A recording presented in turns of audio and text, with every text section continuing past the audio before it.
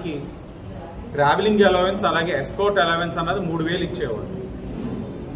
కానీ దూర ప్రాంతాల నుంచి వచ్చే తల్లిదండ్రులు ఒక ఆవేదనని గుర్తించి గౌరవ ఐటీ మరియు విద్యాశాఖ మంత్రి లోకేష్ గారు ఒక మంచి నిర్ణయం తీసుకొని కూటమి అధికారంలోకి వచ్చిన తర్వాత ప్రత్యేక అవసరాలు కలిగిన విద్యార్థులు భవితా సెంటర్కి రావడానికి ట్రావెలింగ్ అలవెన్స్ 3,000 నుంచి 6,000, ఎస్కార్ట్ అలవెన్స్ 3,000 నుంచి 6,000, అలాగే ఈ భవితా సెంటర్స్లో పనిచేసే ఆయాలకి 6,000 నుంచి 7,000, అలాగే పిల్లలకి ఫిజియో చేయడానికి ఫిజియోథెరపిస్ట్ వచ్చిన ప్రతి సిట్టింగ్ ఏదైతే ఫిజియోథెరపిస్ట్ 1,000 రూపాయలు తీసుకుంటారో ఆ 1,000 రూపాయలు 12,000 రూపాయలు చేసేందుకు ఈ రోజు కూటమి ప్రభుత్వంగా గర్వపడతా ఉంది.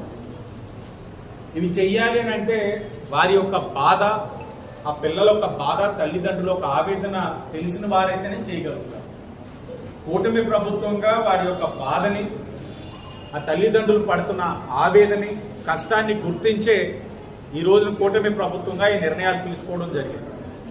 అలాగే వాళ్ళకి విద్యను అందించడానికి ఐఆర్పి టీచర్స్, అలాగే ఈ ఐఆర్పి టీచర్స్ కూడా హోమ్ బేస్డ్ ఎడ్యుకేషన్ అందించడానికి ప్రతి శనివారం వాళ్ళ ఇంటికి వెళ్ళి హోమ్ బేస్డ్ ఎడ్యుకేషన్ అందించే కార్యక్రమం కూడా ఈ ఐఆర్పి టీచర్స్ తీసుకుంటా ఉన్నారు.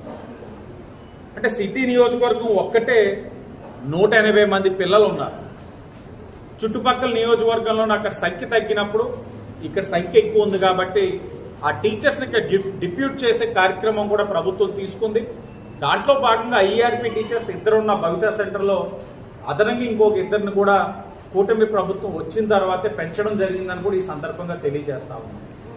ఏదైతే ఎలిమెకో కంపెనీ వారు ఈరోజు మెడికల్ క్యాంప్ ద్వారా హియరింగ్ డిజబిలిటీ కానీ లేకపోతే ఈ వాకింగ్ డిజబిలిటీ కానీ ఇంకేదైనా డిజబిలిటీస్ గుర్తించి సర్టిఫై చేసిన తర్వాత ప్రభుత్వ పరంగా సర్టిఫై చేసిన ప్రభుత్వ అధికారియే వచ్చారు. ఆ సర్టిఫై అయిన తర్వాత వాళ్ళకి ఉపకరణాలు ఉచితంగా ఇచ్చే కార్యక్రమం కూడా తీసుకుంటా ఉన్నాం. అలాగే కొంతమంది ఇప్పుడే చెప్తా ఉన్నారు, పెన్షన్స్ ఇంకా రాని వాళ్ళు ఉన్నారు, లేకపోతే పార్షియల్ డిజబిలిటీ ఉన్న వాళ్ళు 6,000 వస్తూ ఉంది, కానీ వాళ్ళు కంప్లీట్ డిజబిలిటీ కలిగి ఉన్నారు కాబట్టి 15,000 కింద చేయమని కొంతమంది అభ్యర్థిస్తూ ఉన్నారు. అవన్నీ కూడా సంబంధించిన శాఖతో మాట్లాడి అధికారులకు అందరికీ కూడా డిస్కస్ చేసి వాళ్ళకి వచ్చే కార్యక్రమం కూడా కూటమి పరంగా తీసుకుంటా ఉన్నాం.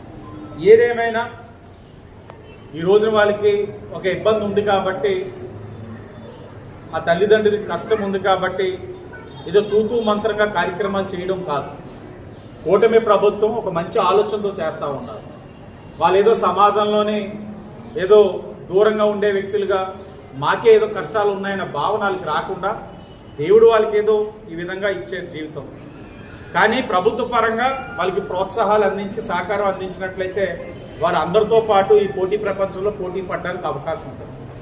ఇందులోని కొంతమంది పిల్లలకి ఈ డిజిటల్ నైపుణ్యం అందించినట్లయితే 4 ట్యాబ్స్ కూడా పొంది వాళ్ళు సాంకేతిక పరిజ్ఞానాన్ని అనుసంధానం చేసుకుని వారికి జీవితంలోని దాన్ని కూడా మెరుగుపరుచుకుంటా ఉన్నారు.